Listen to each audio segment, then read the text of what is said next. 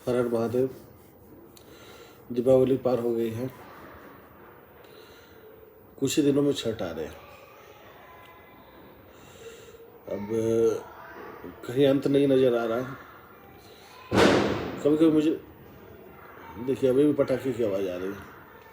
कभी कभी मुझे ऐसा लगता है कि बाहर के लोग, वो लोग जिन्होंने भारत की खोज की थी 1498 ईस्वी में, या जिन्होंने भारत में आके सती प्रथा का उन्मूलन किया था, या जिन्होंने हम लोग को आके ट्रेन दी थी, हम लोग को सभ्य बनाया था, या जिन्होंने हमें बिरयानी दी थी, या फिर जो भी ऐसी चीज़ें हैं, वो लोग हमें अगर देखते होंगे दूर से तो उन्हें कैसा लगता होगा।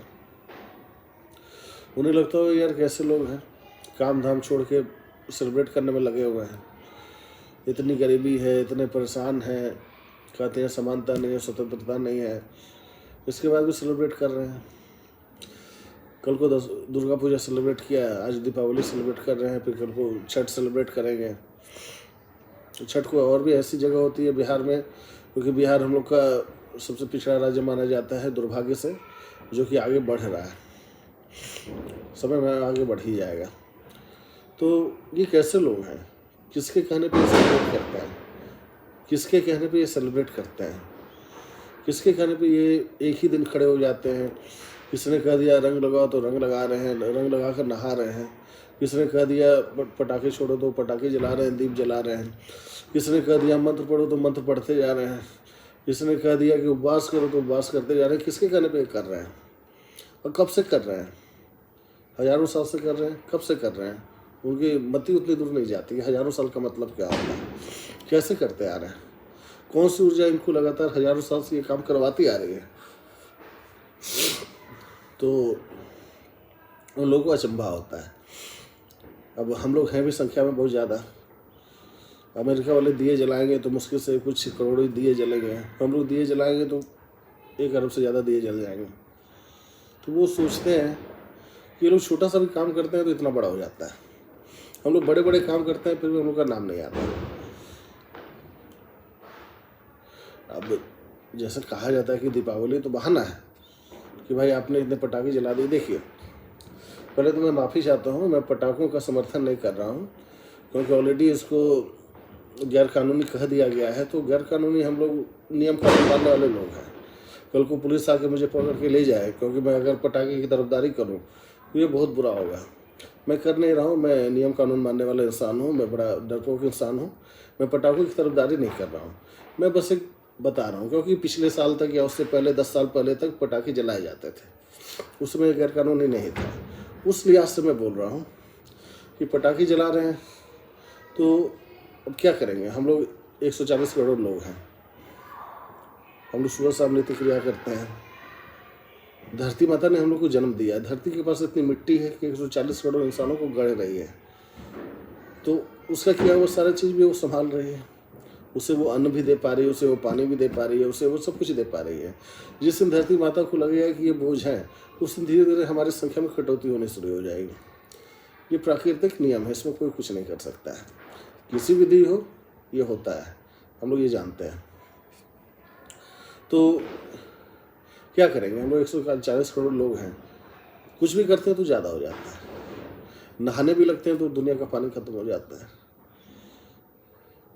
अब जैसे हम लोग के पिताजी के समय पटाखे छूटा करते थे, अब हम लोग के समय तो गैर कानूनी हो गए।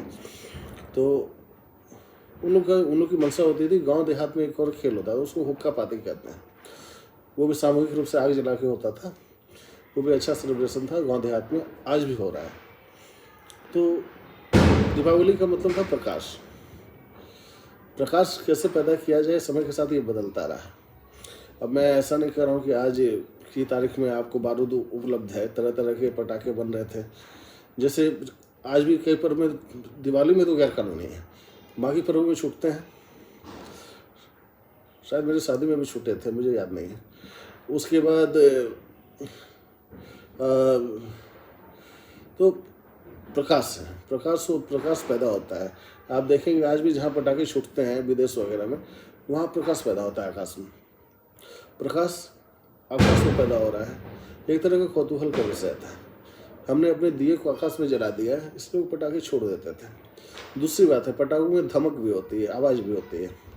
तो आवाज़ एक तरह का जयघोष है, विजय का नाद है। जब भी लोग अपना जयघोष करते हैं तो खूब जोर की ध्वनि निकालते हैं। ध्वनि पटाखों के माध्यम से निकलने लगी।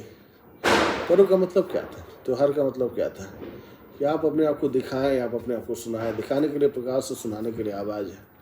तो इसी तरह होते हुए तो हो सकता है कि दीपावली में भी प्रकाश के मतलब पटाखों की परंपरा चल गई होगी, जो कि अब गैर कानूनी है, नहीं जलाना चाहिए। अब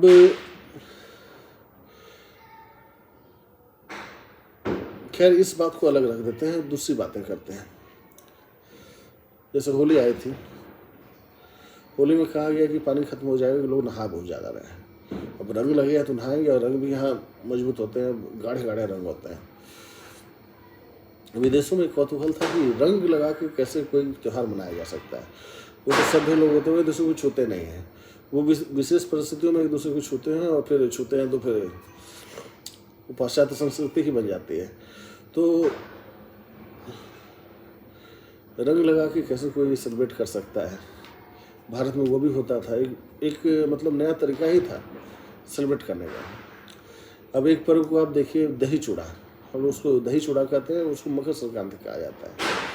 नए शुद्ध अन्न को खाने का एक पर्व होता है, जिसमें कि हम लोग नया अन्न खाते हैं और बिल्कुल पारंपरिक खाना खाते हैं। उसमें कुछ भी बनावट नहीं, सब कुछ गुड़ का, दही चूड़ा और जो भी ऐसा हो, गुड़ खाते हैं, चीनी भी नहीं, गुड़ खाते हैं। तिलकुट वगैरह बहुत कुछ मिलता है, एकदम बिल्कुल देसी खाना है। तो खाने का भी पर्व है यहाँ। दुर्गा पूजा एक ऐसा समय है जहाँ 9 दिन दुनिया में इतने ज़्यादा मंत्रों का उच्चारण होता है, इतनी पूजा होती है कि पूरा वातावरण शुद्ध हो जाता है। जन्माष्टमी में आप देखिए, हंडी फोड़ने की हर जगह, हर पर्व आप देखिएगा कि सारे के सारे पर्व जो होते हैं, सबको मनाने का, सभी त्योहारों को मनाने का एक तरीका होता है। जीवन क्या है? उत्सव है। चलिए, ज़िंदगी में एक बार विवाह होता है, उसको विवाह उत्सव कहते हैं, लेकिन दीपावली तो 60, 70, 80 बार आ सकती है। ये तो बना बना उत्सव है। ये तो हम लोगों को समाज ने, हम लोग को, हमारे अध्यात्म ने, हमारे सभ्यता ने दिया है। हम लोगों ने इसको बनाया नहीं है उत्सव। तो अब कई लोग कहते हैं पति पत्नी का भी पर्व होता है। लोग कहते हैं कि बड़ा खराब पर्व है, पितृसत्ता का पर्व है। क्यों? क्योंकि महिला को भूखा रहना पड़ता है। देखिए, कहते हैं कि उम्र बढ़ाने का ये सब कारनामा है। बिल्कुल सही बात है। आपके घर में आपकी पत्नी और आपकी माँ, ये 2 ऐसे जीव होते हैं जो कि आपकी उम्र बढ़ा भी सकते हैं और आपका जीवन बिल्कुल साइलेंटली ख़त्म भी कर सकते हैं। और मैं झूठ बोल रहा हूँ तो आप बताइए। अगर माँ अपने बच्चे को मार दे तो कहीं कोई खबर नहीं होगी, और पत्नी अपने पति का नुकसान कर दे तो कहीं कोई खबर नहीं होगी, नुकसान हो जाएगा। आप घर में एक अन्न भी खाते हैं तो पत्नी या माँ का बना हुआ ही खाते हैं, और आपकी पत्नी आपको चूरन मिला के खाना दे देगी तो आप दिन भर शौचालय दौड़ते रहेंगे। पत्नी की ये ताकत होती है। तो ये कहा जाता है कि पत्नी लंबी उम्र दे सकती है, तो ये बिल्कुल सही बात है। माँ और पत्नी ही लंबी उम्र देती है।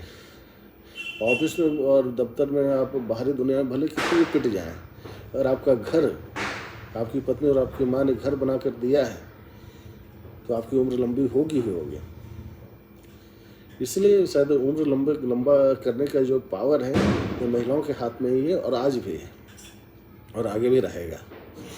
इसलिए उनको जिम्मेदारी दी गई है कि भाई आप अपने बेटे की, अपने पति की उम्र लंबी करिए।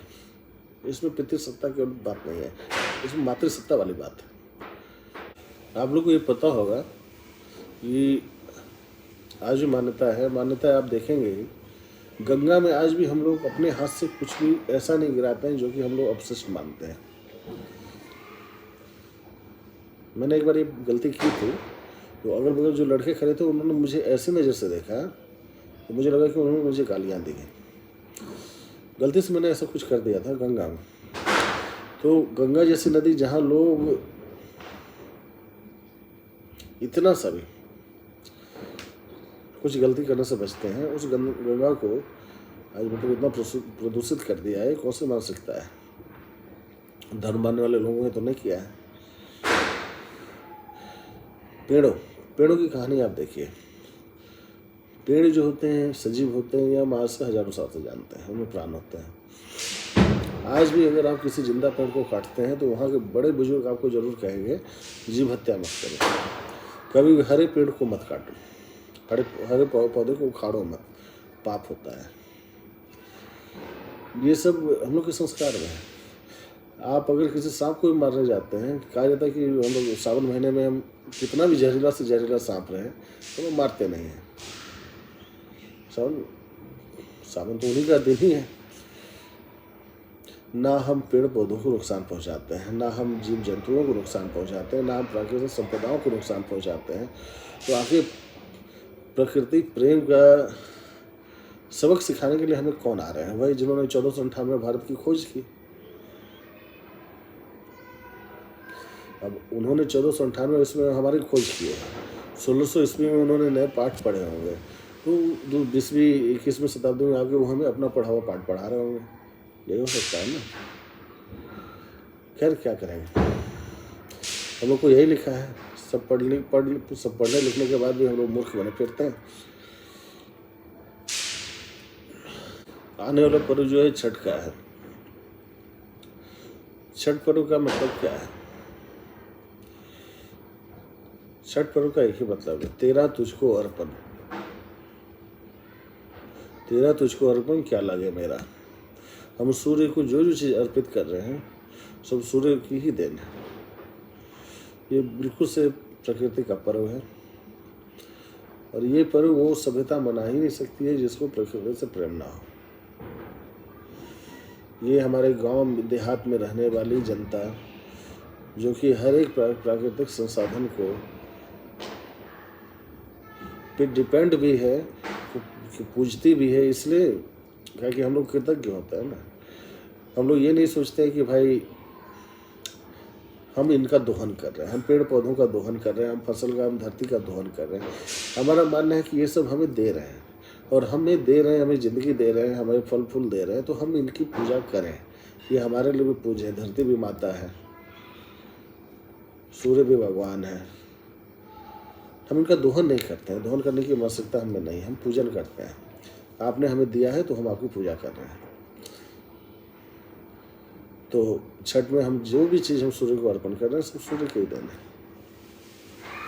अब उनको क्या अर्पण करेंगे जो कि सारे चीज़ की जड़ है। अगर सूर्य का प्रकाश धरती पर ना आए तो धरती में प्राणी ना हो, धरती पे जीवन ना हो। इसका मतलब है कि हम उनकी दी हुई देन को ही उनको अर्पण कर रहे हैं। अब ऐसे पर्व के बाद अगर कोई हमें बताता है कि पानी खत्म हो जाएगा नहाने से, तो फिर खराब लगता है। विश्वास कीजिए, इनके पास सिखाने के लिए कुछ भी नहीं है। जिन्होंने 1498 ईस्वी में भारत की खोज की है, उनके पास हमें सिखाने के लिए कुछ भी नहीं है। हम स्त्रियों की पूजा करते हैं, घर की जननी की भी पूजा करते हैं, घर की स्वामिनी की भी पूजा करते हैं। मैं सच कह रहा हूँ, मैं दोबारा कह रहा हूँ कि आपके घर को जो घर बनाता है उसका आपके जीवन में कितना बड़ा स्थान है। क्योंकि आप घर पे एक बड़ी अवधि गुजारते हैं अपनी ज़िंदगी की, और आपको घर में सुख ना मिले, शांति ना मिले, आराम ना मिले, तो आपकी आयु कितनी लंबी होगी। बाहर में तो सभी मेहनत करते हैं, कोई मजदूरी करता है, कोई साहब है तो साइन करता है, या जो भी हो, लेकिन सब लौट के घर आते हैं। घर का माहौल अगर अच्छा ना हो, घर में अगर शांति ना हो, और वही सोचिए किसी ऐसे घर में जहाँ की घर को सारे सुख हो, सारा मैनेजमेंट किया हुआ हो, अगर घर में है तो भी, नहीं तो ये तो मैं हाउसवाइफ के लिए बता रहा हूँ, लेकिन अगर आप हाउसवाइफ नहीं भी हैं तो भी आप घर का एक बहुत बड़ा हिस्सा है, और निश्चित रूप से पति से बड़ा हिस्सा है। इसके बाद प्रकृति की पूजा, पेड़ पूजा, सारी पूजा हमने करके दिखा दी। अब इसमें हमें सिखाने के लिए कुछ नहीं बचा है। इसलिए अगर आपको लगता है कि कोई हमें कुछ सिखा रहा है, समझिए वो सिखा नहीं रहा है, वो आपको नीचा दिखा रहा है। उसका बस इतना ही उसका चाहना है कि आप अपनी परंपरा, अपनी जो सभ्यता की चली आ रही चले माना परंपरा है, उसको आप छोड़ दें। बदल लें अपने आप को, कुछ नया अंगीकार कर लें। कुछ नया अंगीकार करेंगे तभी तो नए प्रोडक्ट वो आपको सेल करेंगे। अपने जो भी रीति है, अपनी जो भी नीति है, अपने रीति रिवाज सब कुछ छोड़ दीजिए, बदल जाइए खुद। आपसे सवाल इसलिए पूछे जा रहे हैं, आपको आईना दिखाने का उनका कोई इच्छा नहीं है, क्योंकि आईना दिखा ही नहीं पाएंगे। वो आपको सिर्फ और सिर्फ बदलना चाहते हैं, और बदलने में कई लोग लगे हुए भी हैं। बदलने की पूरी पूरी अर्थव्यवस्था चल रही है, आपको पता भी नहीं चलेगा आपको कितनी जगह से कैसे कैसे बदला जा रहा है। खैर उनको पता नहीं भी चलता है, अब हम लोगों को पता चलने लगा है। खैर जो भी हो, आपको बदलना है या आपको अपनी परंपरा को लेके आगे बढ़ना, उसका नवीकरण करना है। याद रखिए, आज आप जो हैं, आज आप जो कर रहे हैं, चाहे आप होली में नहा ही रहे हो या दीपावली में दीप ही जला रहे हो, जो भी आप कर रहे हैं, इसमें भी एक नयापन है। आज से 10 साल पहले ये भी थोड़ा अलग तरह से होता था। 10 साल उससे 10 साल पहले थोड़ा और अलग था। 100 साल पहले थोड़ा अलग था, 1000 साल पहले थोड़ा अलग था। ऑलरेडी आप बदलते आ रहे हैं, नवीनीकरण करते आ रहे हैं। जो सही था उसको अपनाते आ रहे हैं, जो पुराना हो रहा है उसको आप छोड़ते आ रहे हैं। इसमें कहीं कोई बलपूर्वक कुछ नहीं किया गया है। ये स्वतः समाज की एक गतिविधि होती है, सामाजिक, इसको कहा जाए कि सामाजिक परिवर्तन होता है। हर चीज़ में बदलाव आता है, बदलाव इस संसार का नियम है, और इस नियम की भी हम लोग पूजा करते हैं। हम आज से 1000 साल पहले जो ज़िंदगी जी रहे थे, आज नहीं जी रहे हैं, और हम इसको मान के चलते हैं। हम ये नहीं कहते कि 1000 साल पहले ही अटके रहो, हम अपने आप को बदलते हैं। कल को अगर दीपावली में दीप जलाने में दीप का स्वरूप कुछ और चेंज हो जाता है तो वो होगा, उसको हम स्वीकार करेंगे, लेकिन बलपूर्वक नहीं। वो सामाजिक परिवर्तन है, उसको किसी को बदलना नहीं पड़ेगा। जो बदल रहे हैं वो तो यही कहेंगे। शिवलिंग पे आप जल चढ़ाते हैं तो जल बर्बाद होता है, दूध चढ़ाते हैं दूध बर्बाद होता है, दिए जलाते हैं तो फिर तेल को ले जाता है, और जो तेल ले जा रहे हैं उन्हें भी तो सब कुछ मिल ही रहा है सरकार के द्वारा। तेल नहीं मिल रहा होगा तो तेल के लिए सोचा जाएगा कि उनको तेल ना ले जाना पड़े। धर्म जो है एक अर्थव्यवस्था है। धर्म आपको खाने कमाने का मौका देती है। जब भी कोई इवेंट होता है, बड़ा एक इवेंट होता है, उसमें सैकड़ों मौके होते हैं रोजगार के। दीपावली में मेले लगते हैं, मेले में कौन खड़े हैं? ये कह देना कि धर्म जो है वो पुजारियों पंडों की है, तो मतलब वो मंदिर में कमा रहे हैं, उनको धंधा बना दिया, ऐसा नहीं है। धर्म सामाजिक है। जो समाज क्या है उसका फायदा भी समाज को ही मिलेगा, और अगर उसको कुछ होता है तो वो नुकसान भी समाज को ही होगा। हम खाने कमाने के मौके क्यों ना खोजें, हम इवेंट क्यों ना ऑर्गेनाइज करें, हम नए नए काम क्यों ना करें जिससे रोजगार क्रिएट हो।